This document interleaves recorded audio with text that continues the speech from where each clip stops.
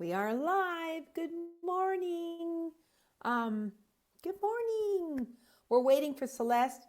She's over at the exhibit hall, or she might be in the last part of Marcus's, but she'll be here shortly. So I'm just gonna fill in for her. Well, not fill in, but I'll just be here and we can chitty chat.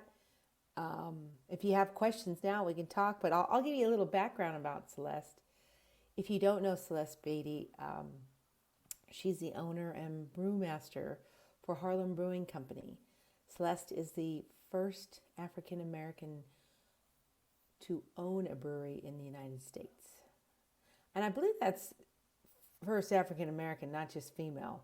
So that's quite an accomplishment. I know the brewery was established right around 2000, but I'll let Celeste give some background for that. I know her beer has been served at a lot of big functions on the East Coast.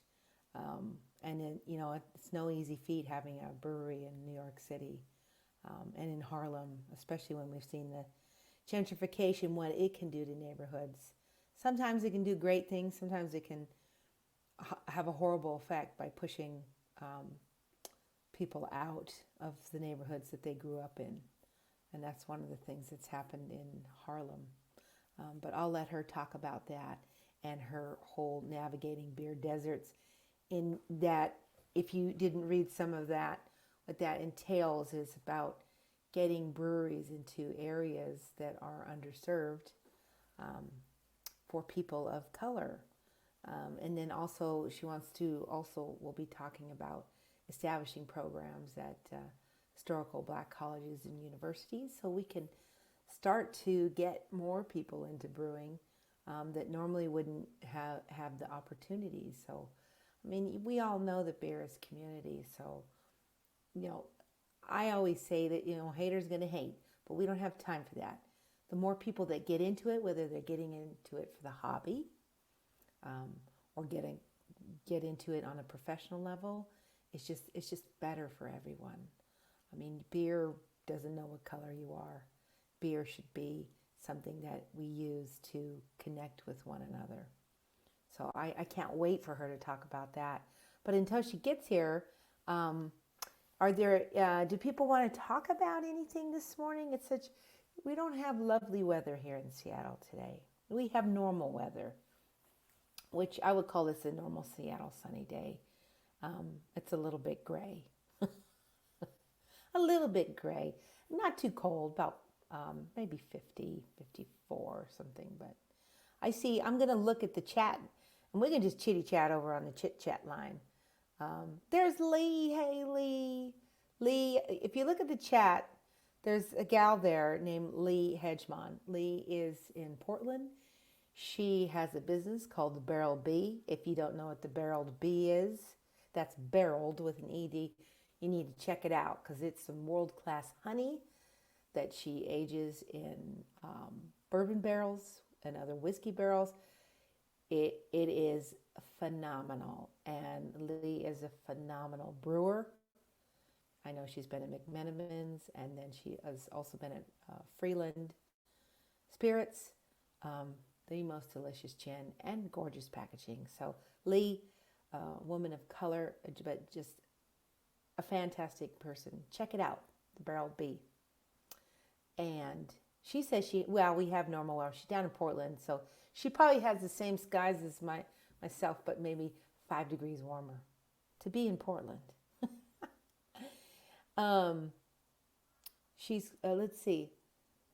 Hey, Annie, we have your sandy beaches in our Sandy beaches, if you don't know, it's a recipe I created. It's one of my favorites. So my email address should be on the main page.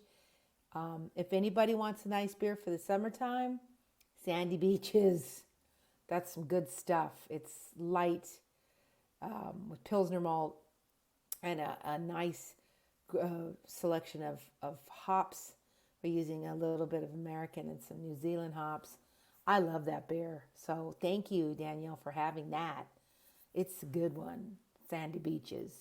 When you drink it, it makes you think of sandy beaches somewhere. But what else? Who else is over there? Hi, Amber. How about them A's? I don't know. Anybody here a big baseball fan? The A's are on a hot streak. We are 14 wins in a row.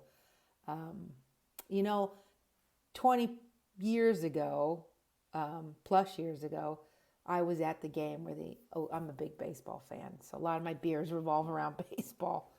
They had 20 games in a row that they won. And I was at that game. And they won in the bottom, I think, of the 13th inning on a home run. And it was an insane game because the team was going to win. They were up 11-2. And somehow they blew the lead. But they ended up winning right at the end. So, but what else we talk about? Does everybody have a morning beer? Or are you still, like me, having morning coffee? What else we got going on? We're still waiting for Celeste. I hope Celeste talks about a couple of her beers. Her Renaissance Wit. She's big into me too, Stacy. I'm still on the coffee. She's big into layering flavors. So she likes to use a lot of expressive yeasts. We all know the most expressive yeasts are the Belgian yeast. They are, beers you put in, Belgian beers are yeast driven.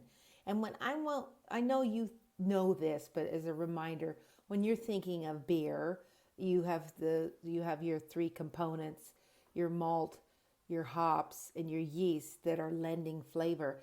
They're all lending flavor pretty much in equal parts. So, if you ever want to experiment with that, get yourself a base beer recipe, get 3 different kinds of yeast, and pitch those different yeasts, and you'll get 3 different beers from the same base recipe. It's pretty interesting, but people sometimes forget about that. The emphasis so much now is on hops. There are so many different varieties, but you don't forget the yeast, because the yeast choice is very important, and there are subtleties that you will find in all the yeasts. You'll have similarities from dry yeast to liquid yeast, but I know there are some new yeast companies that are out there. I know Imperial, they're quite good. Their organic yeasts are very nice. I love White Labs. I love white yeast. I love dry yeast. I have favorites for different styles of beer. In particular, when I'm making my Czech beers, I stick with White Labs on that. I mean, you can do what you need to do, but for me, over the last 20 years, I've found that White Labs is quite superior for me with their Czech yeast strains. And you'll have the ones that are more for the Urquell versus the Budovice, which is the southeastern part of the country, where you'll get the beers known as Budvar, but I think they sell in the States as Czechvar. Quite different profiles of the beer. And if you've ever had those two, Celeste is here. Stop talking, Annie. Hi, Celeste. Or is that a different Celeste? I have bags under my eyes today. I apologize. Okay, that's our Celeste. We just got to get her on the screen Annie. here. So. Hey, Dr. J. Nice to see your little icon too. I enjoyed your talk yesterday. Stop talking, Annie. Can I say something? No.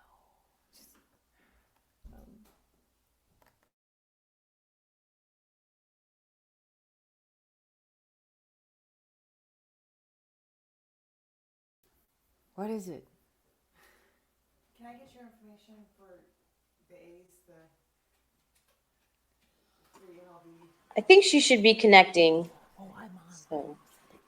I'm sorry, I had a technical question at home. I will email you that right now.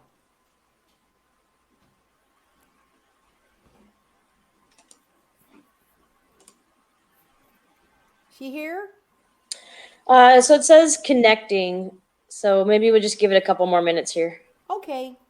I can still go on about yeast. My dog came into the room.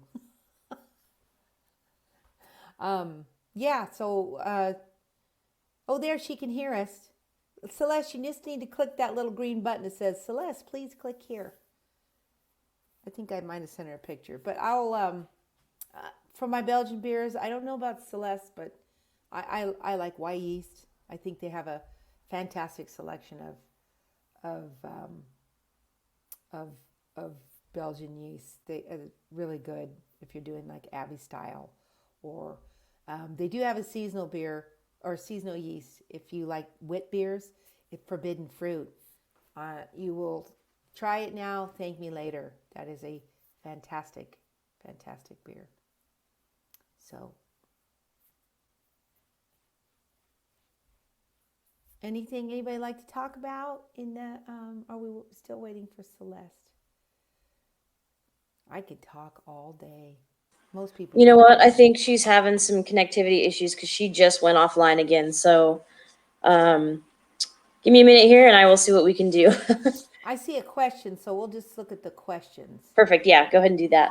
Oh, hey, it's Catherine. Yeah, forbidden fruit use. Have you made your beer at Georgetown? I am going to in May. We just set a date to, if for people that don't know, Georgetown Brewing is one of my favorite breweries, Washington breweries. It's actually become one of my favorite breweries in the country. Famous for their Manny's Pale Ale, and Manny Chow. It is the house, what I call the house wine of the Pacific Northwest, even though it's a beer. And Manny's is this pale ale, and it's just one hop. I think it's like 2 grains, but it is always served a little too cold, and it's always just a little bit flat. But it is perfect. It is the perfect thirst quencher. But I won a competition there for Hellas, an export beer, and they're going to make a big batch of it. So we're going to do, I think we might do 30 barrels, that's a nice size, and it'll be on draft probably around the end, probably the 1st of June. So I don't know if anybody's coming out to Seattle. If you can travel, that's when we start to get our better weather anyway. But it'll be fantastic, and I'm so excited to brew with them. Tell us how you got started in brewing beer. Oh God, we don't have that kind of time. How many generations do you keep your yeast for? It depends. If I'm going on a lager, I'll just do fresh pitches all the time. If I'm pressed for time, I'll do dry yeast because you don't need a starter with dry yeast. Just pitch 2 packets. Or if you're super lazy and have a lot of money on a homebrew, just do 4 vials. But it gets expensive. So it's always easier to grow a starter out.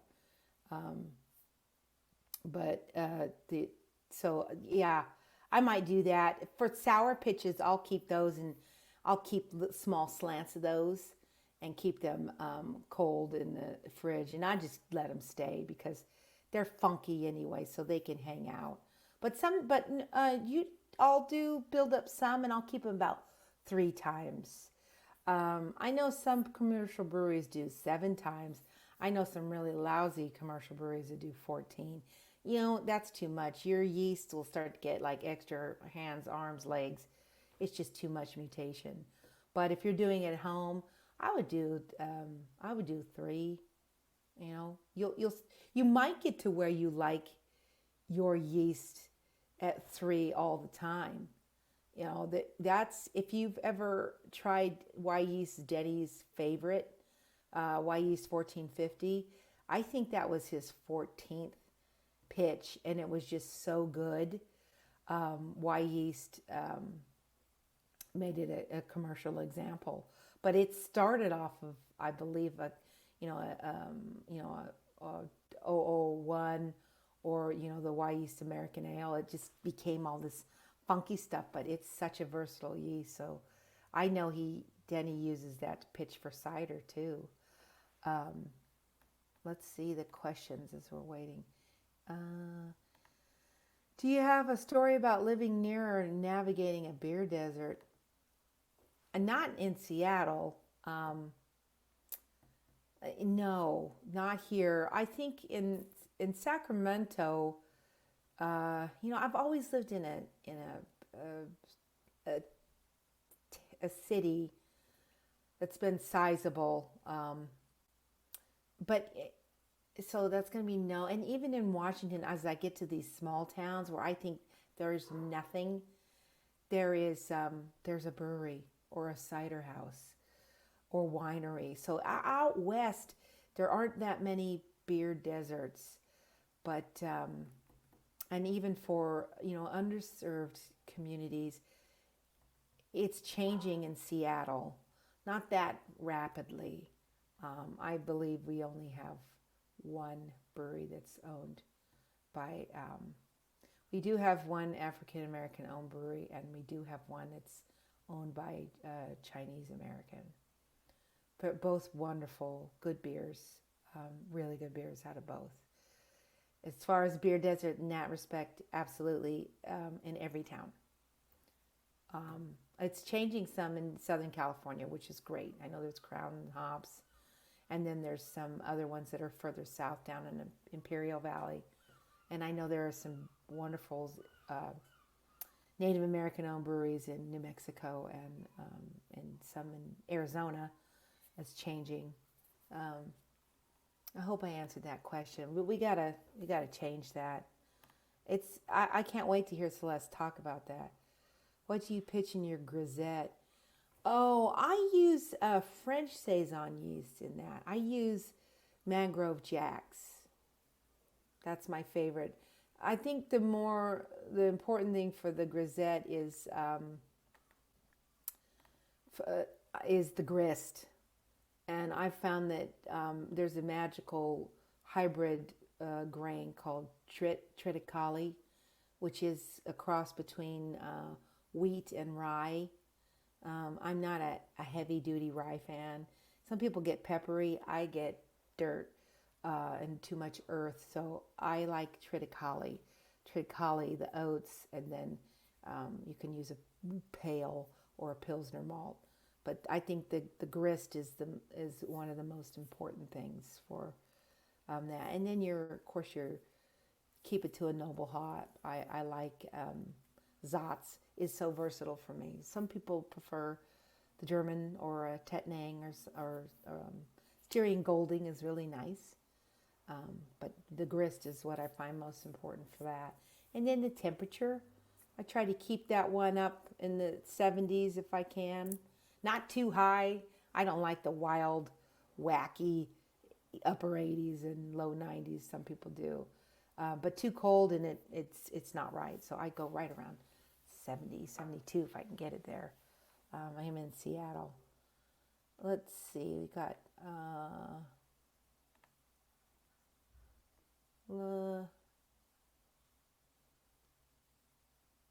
Oh, I've got a sourdough starter going too. Somebody else is talking. Can you speak to the process of choosing your grain bills? Specialty grains. Well, sure. Specialty grains. I do those. I always think of a recipe as kind of an 80-20 or 90-10 type of thing. So that's 80% base malt or 90% base malt and the rest specialty. I don't go for kitchen sink beers because sometimes you can't taste if you're having too small of a specialty grain, you just don't taste it. So it's just expensive and it's hard to get smaller amounts like that. So it really depends on the beer. But if I'm brewing like a German beer, a darker beer, it's mostly about the base malt there, Pilsner and Munich, or a Munich and Vienna combination. And then using the Weyermann specialty malts for color. I like Carafa. I like Cara Munich a lot as a color if I'm doing a type of Helles, or a fest beer. Those are wonderful, wonderful things. Crystal malts, I don't use them as much anymore because there's a really heavy sweetness, but I will add them occasionally to winter wassails. Winter beers are nice, and I like a combination of a Crystal 120 with an 80. I think you get the color and enough of the flavor, but you can also use some of the other malts like Special B and melanoid, and they all have some color, but it really depends on what you're making. But don't forget about your base malt. It really has to be shoulder. Think about it as the shoulder, and then your head is your specialty malts. You know, your head's this big, but your shoulders are nice and broad. And then your hops, you know, you always want everything to complement. People talk about balance, and it's a big deal. You don't find that a lot in IPAs these days, but you know, you for your other beer styles, you got to have that. You got to have that balance and subtlety. If you're using other kinds of things, you know, grains or something else to flavor, spices, subtlety. But I think innately, females, women, people that love to cook, we'll just say it that way, that you know what subtlety is. Keep it subtle. Nobody wants soup that tastes 100% like bay leaf. Yikes. So, you know, a subtle hand is best. Always remember that it's a beer. That's my best advice. Do I let what free-wise? Oh, somebody else is talking. Is she talking about forbidden fruit? I do. I always let my, you know, people are like, bring it down a degree a day. I don't know. Can you really, if you don't have that kind of equipment, can you really do it? I let the yeast, keep in mind when yeast is super active, it's generating energy. So the temperature might rise. I mean, 5 to 8 degrees, it can really do that. Sorry, I'm hoping Celeste comes soon. Can everybody just give me a quick moment? And then let me just send her a note. Let's see. I'm sorry, folks. Technical morning. Just a minute. I'm sorry. Just one moment. Just one moment. Get it. See if I can help her out.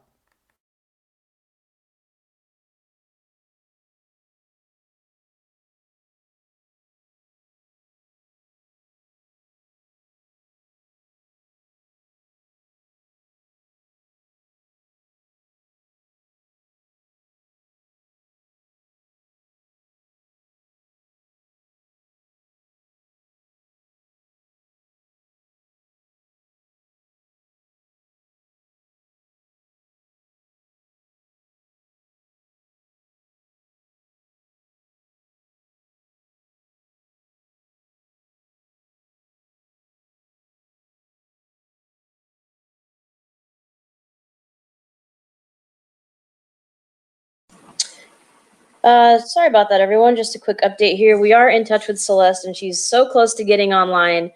We just have one last barrier to get through here. Yeah, I mean, Dr. J, if you want to jump on, you two are welcome to riff and hang out. And then once we get Celeste going, we'll bring her on. So.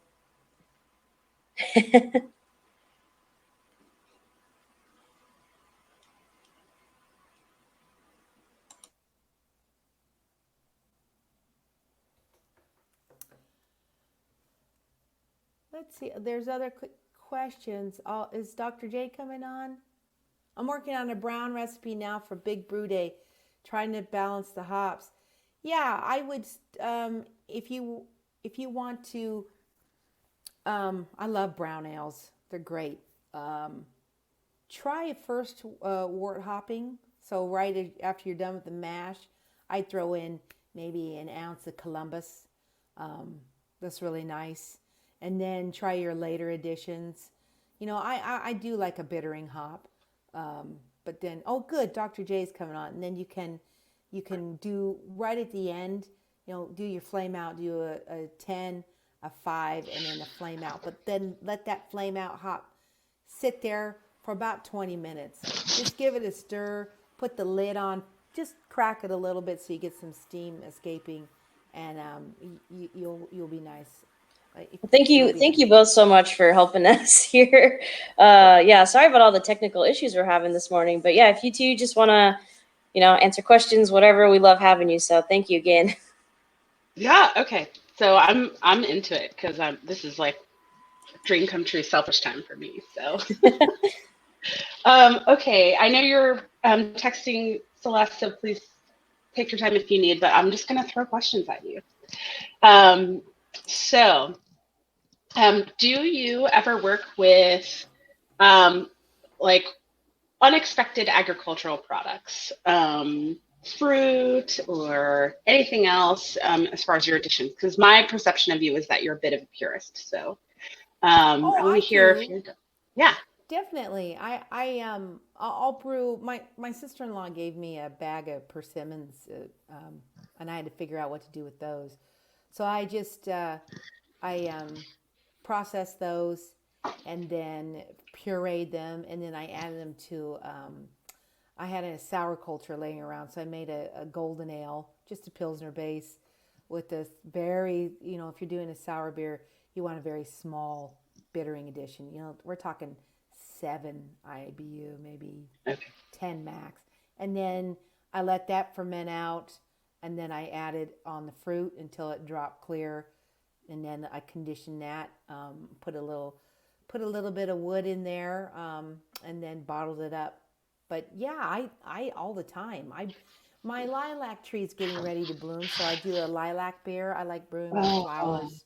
So I'm a seasonal brewer. I'm just a purist on certain, especially, well, the German stuff. Czech beers. And Okay. I mean, I'm not going to, if Pilsner Urquell decides to put hibiscus in their pale lager, then I'll do it. But Okay. I love it. That's fantastic. I have a fig tree and a nectarine tree and a couple of different varieties of grapes in my yard. And like eventually the idea is I want to brew with them. But um, I'm also a little bit scared. Yeah. no, you have to go for it. It's just about you adding them at the right time. I know now people are adding fruit when the fermentation is still pretty active, and I don't subscribe to that. Just make the beer, and then once the beer's done, add it on top of the fruit. And I think the best way to do the fruit is to, wash it. You can, when it's ripe and ready, wash it, and then you peel it or process it, and then freeze it. Oh, I've heard this, right? Yeah, and Does it then like take break that. the cell walls or something Yeah, like it that? all Okay. ruptures, so you get all that good juice. So then you siphon on top of that frozen block. But you don't. Oh, you can't overdo it. It's 3 to 4 days, 5 max. Okay. So a little That's bit of it. Some contact people leave time. it on for like weeks. I'm like, what are you doing? But you have to watch out, because that fruit too will, you know, it, it's fruit, so it may start to turn brown. Yeah, right. So it may take your beer and start to turn a different color. So that's another reason why you don't want to leave it on there too long. But it's the same thing like when I do a chanterelle beer with Uh-huh. mushrooms. It's the same thing. You freeze that block and then do it on top. But then you want to taste it after 2 days, because you might have the flavor that you want. But don't be Um, afraid. Just do it. But if you process the fruit when it's ready, uh-huh. then you can keep it in the freezer when the beer is ready. So you Right. don't, panic that you have to use. It's still fresh. It's just you froze it. Okay.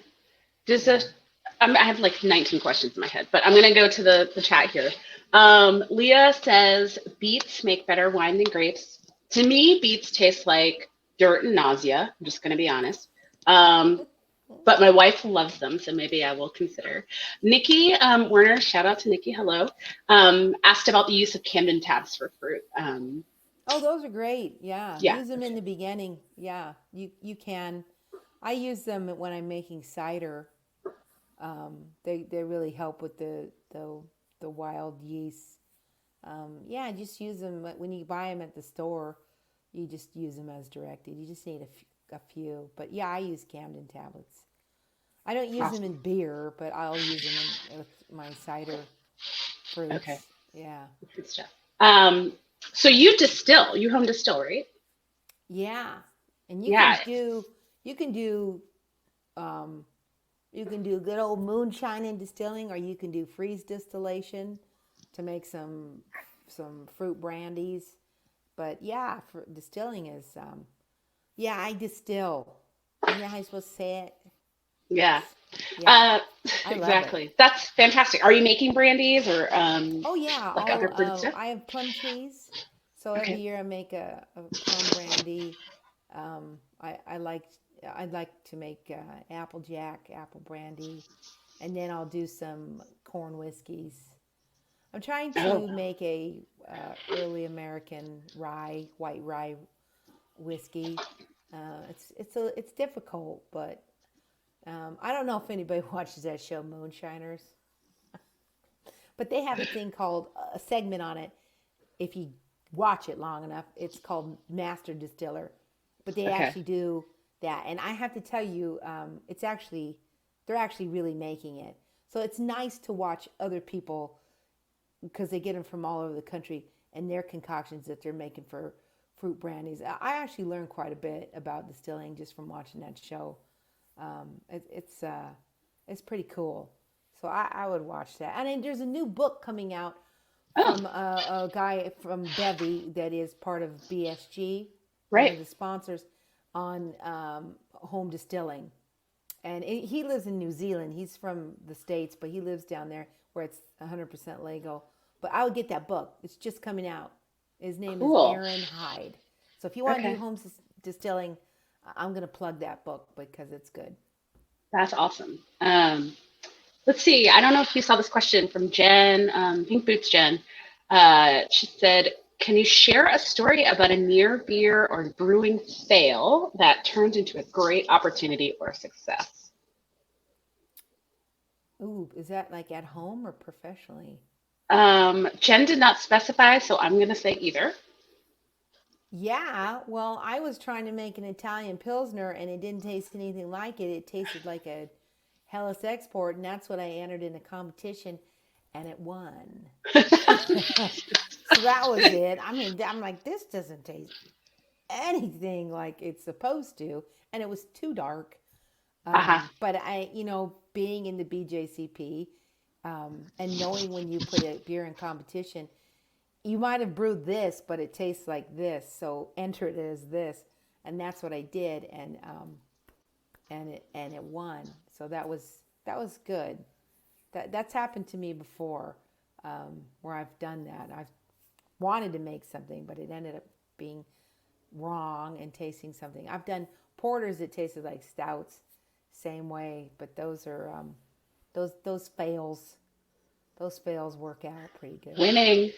So Winning. just so I can get there. So Italian Pilsners are dry hopped?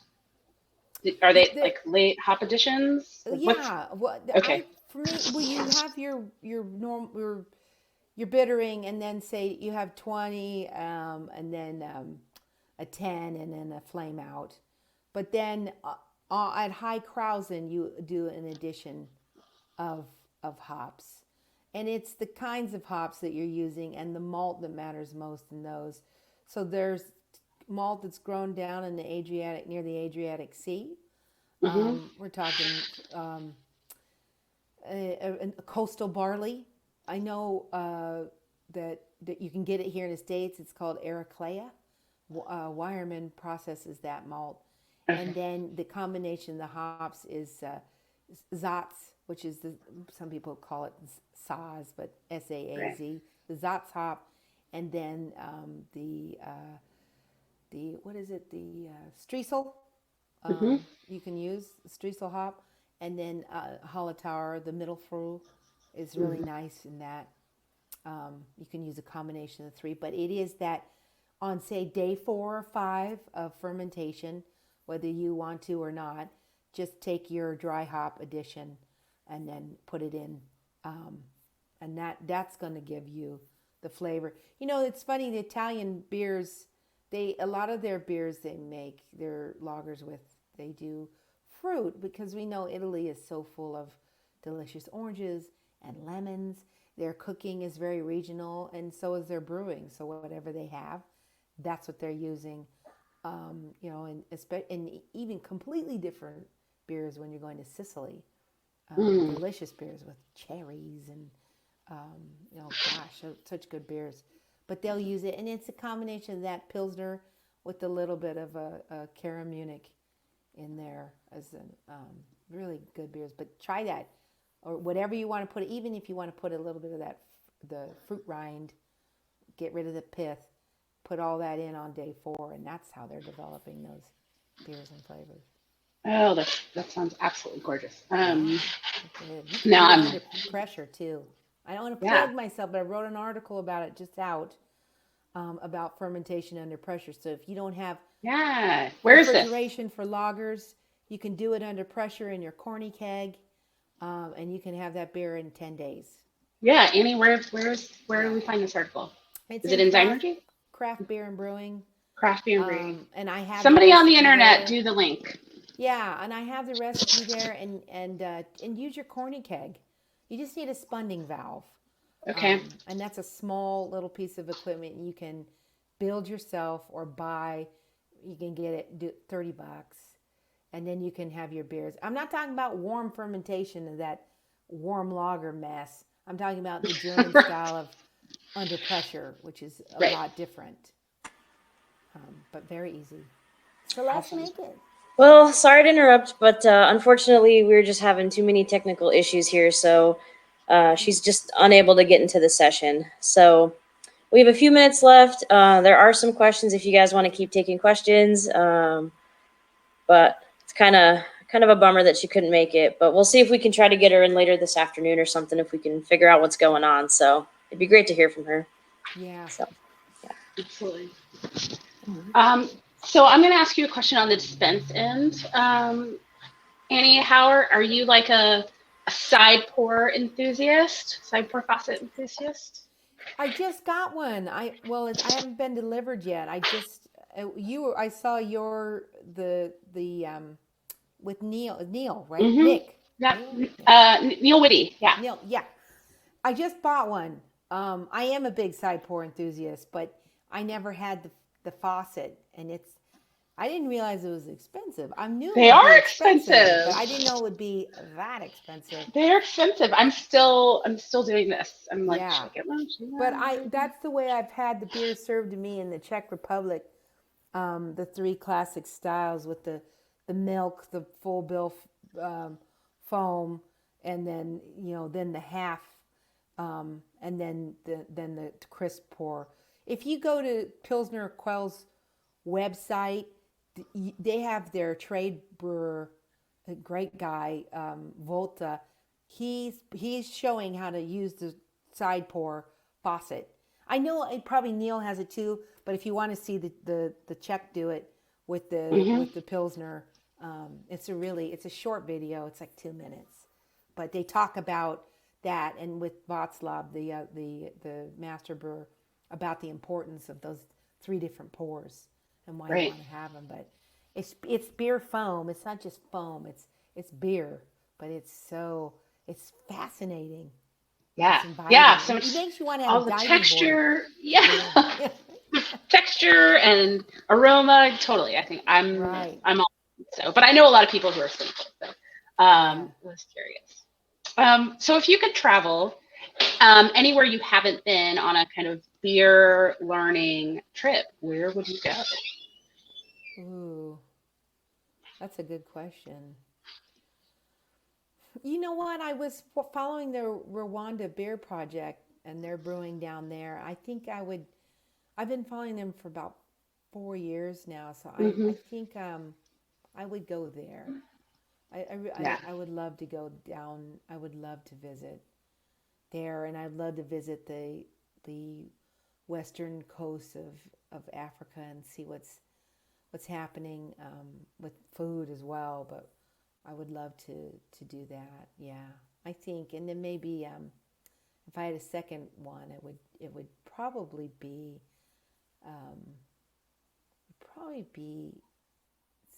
South America.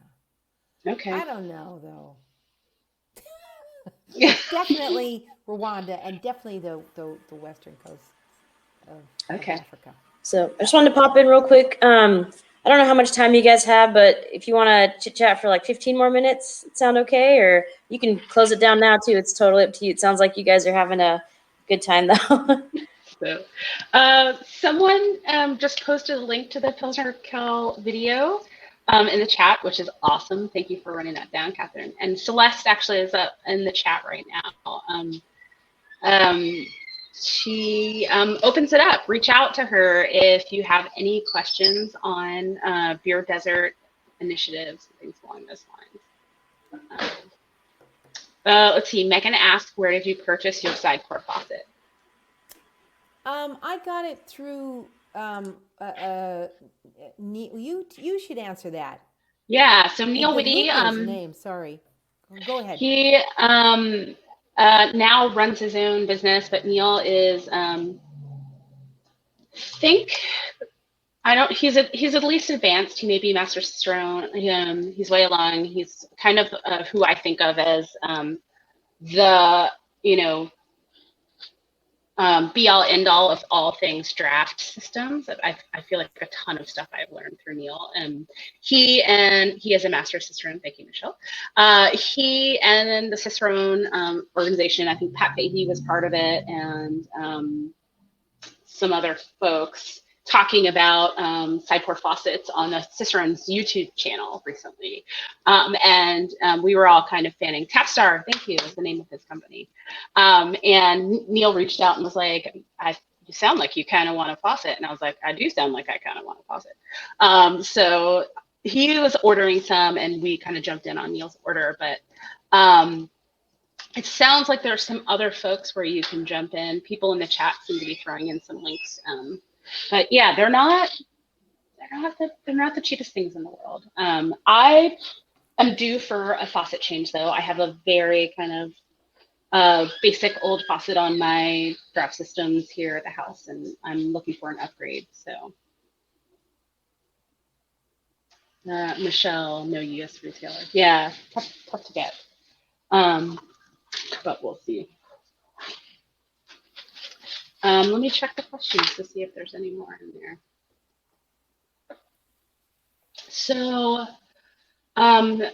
let's see. Eliza said, what's the best equipment for a beginner or aspiring distiller?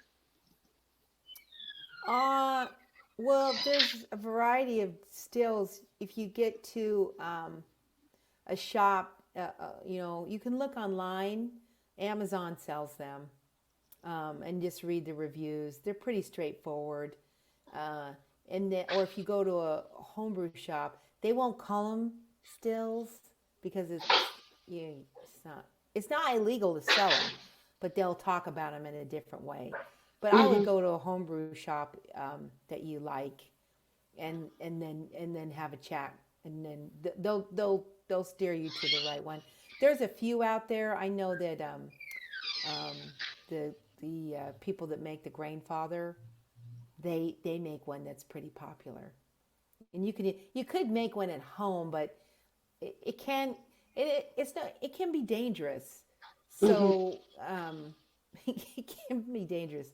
So I would probably get one of the ones at the shop or on Amazon, and then you just get the book and follow it. But once you get going, the one thing you have to watch out for is when they do talk about the head and the heart and the tails, is really getting rid of the heads because they're poisonous.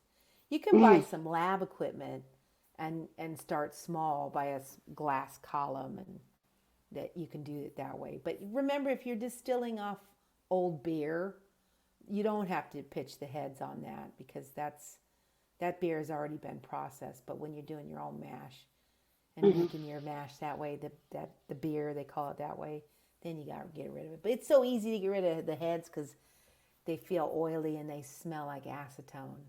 But you really get the heart of the alcohol in the heart, and then the tails. That's when you get a lot of the aroma. All those good aroma compounds, especially if you're making like a peated whiskey or something. So you're, in the Pacific Northwest. I know you're I've seen some of your social media stuff, like digging for bivalves, right? All the muddy little slimy things that live in the ground in the Pacific Northwest that people like to eat. Have you ever done any like brewing with that kind of stuff? I know like here on the East Coast, people do oyster brews and things along that line. Have you ever? Yeah, I do. I do. I haven't done it with clams. But I do like to go clamming. But oysters, I have for an oyster stout. I think I talked about it the other day. Some people like to do it with the whole oyster. I think that's a waste of an oyster. But you can get the shell. I put the shell in the. I'll rinse them after we've had the oyster, and then put the shells in the boil. Oh wow. Okay. It's nice. Do they I don't release know if some of the I'm like getting anything. I might brininess? get Yeah. Okay. I'm probably getting a mineral Uh-huh. or something. But I I always wonder when I see them on tap. But it is, it can be an allergen for some people. So let them know if you've made a stout with shells or something. But I haven't brewed with any other crustacean or shellfish. I just prefer to eat those. But I have brewed with chicken. I did have brewed Okay. with chicken and smoked pork chops and bratwurst and other meats. And how did that go? I'm just like, Well, you kind of do a dry chickening thing. okay. You make the base beer. So you go we talked about earlier. You always remember it's a beer. So make the Yeah. base beer, and it has to be good, and you have to pick the right style. But then for like the chicken ale, it's about making a mince meat. So it's I take a whole organic chicken, and I'll boil it for you boil it really well, Yeah. Okay. and then you mash it up with the bones and everything and then I mix with golden raisins, some nutmeg, some sage, so a few other spices, It and then just I'll sounds make like stuffing. It's like some I make a like Thanksgiving. a ball, mincemeat ball, Hmm. and then put that in a hop stock, and then I'll with some sweet vermouth, and then I'll siphon the beer, an English ale, about a 7% English ale, on top of that, and I'll let it sit for, you know, 5-6 days, and then I've got my chicken ale, and then I'll serve that with a waffle ale. So it's not real waffles, but it's a wheat beer, American wheat Yeah. beer that I've used with some maple flavoring. I'll do it that way. So you kind of you can make the beer because a regular waffle doesn't taste like anything. Right. So you put the two, so you can serve your chicken and waffles. So I do That's that amazing. about once a year. I'll do my greasy diner brew, and I'll serve all beers that are food. So I'll serve a whole blue plate special. I'll Oh, do that's fantastic. wild rice beer. My Bach I do with wild rice. Yeah. The chicken and It waffle is beer. Maibach time, and I'm like salivating for Maibach right now. I'm sorry, you just Yeah, like you said the should. word, and I was like, Maibach, Yeah, let's get go. that spunding valve, and you won't have to wait. 6 weeks. You can have it ready in 2 weeks. So do This is so fermentation great. under pressure. Yeah. So great. Also, you have like an entire other menu.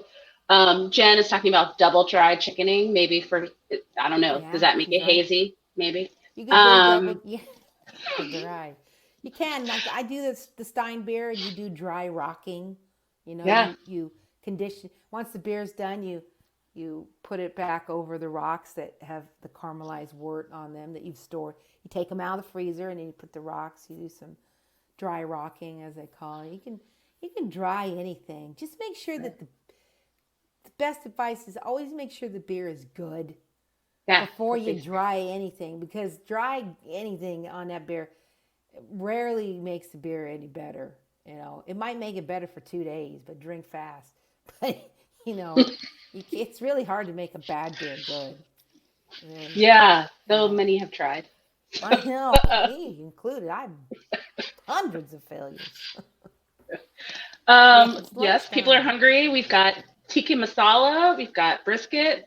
Someone was talking about throwing a ham hock in there. You So could do, there's yeah. I did the smoked pork chop, but I did a bratwurst beer, but it didn't wasn't with real bratwurst, and I don't eat pork anyway. But I use the all the seasoning that's in that bratwurst. So if you just you're helping someone, or you're creating that flavor profile or illusion or whatever it is.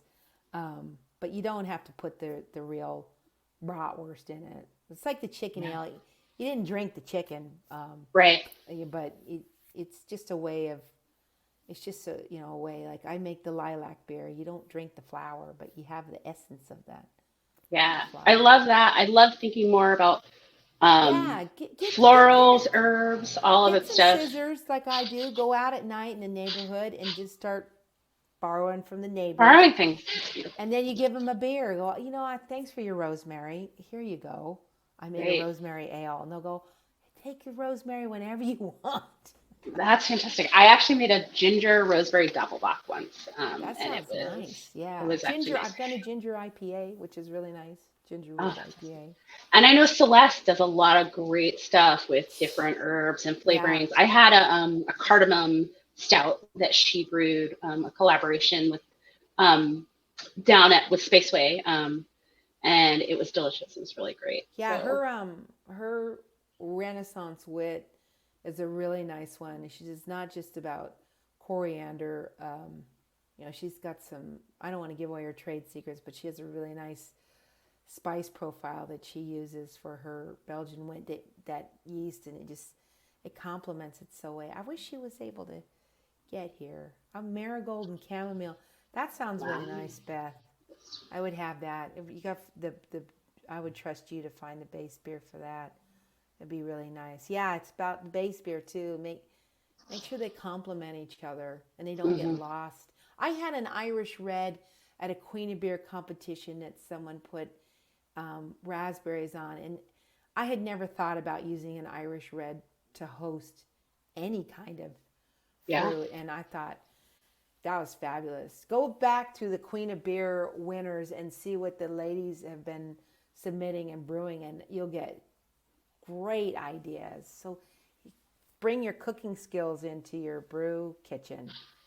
That's awesome. And that website is, will that also be on queenofbeer.beer, or is there another website? Yeah, it should be the Queen of, if you Google the Queen of Beer, you should see past winners. And they have, you can just see so many. I know Catherine was on here, and she won last year with Purple Potato. She did Purple Potato Lager. It was beautiful beer. Gorgeous. Wow. Just the thinking outside the box. Leah's talking about saffron. There's so many great ideas. Yeah. So red. I bet it is gorgeous. Yeah, it probably glows. Yeah. Oh, yeah, Haze. Hangtown area Zymergy enthusiast. So HAZE. So you can see Beth. Beth is the creator of the Queen of Beer competition. So she's right there in the chat. So you can do that. If anybody doesn't know who Beth Sangari is, she's the Grandmaster Flash of all time. So I think we might be getting close, and I know I have to hit another thing soon. I gotta buzz out. Yeah. Well, thank you for so much for the impromptu conversation. I know we run into each other in trade show halls over the years, and have these really stolen conversations, but it's so good to be able to sit down and pick your brain for a while. You're just a bottomless font of knowledge, and I absolutely love it. It was very nice to talk with you this morning, and I really enjoyed your talk yesterday. I've been loving this. It's so nice to see everybody or connect. It's been so hard to be social this last year, but have a great rest of your day, and here's to good beer. Here's to all of us. That's right. Water. Oh, I'm about to have a cup of coffee. Outstanding. Well, take care, everybody. I'll be running around the conferences. I'm sure the rest of you all will. Enjoy your Sundays, and cheers for beers. Cheers.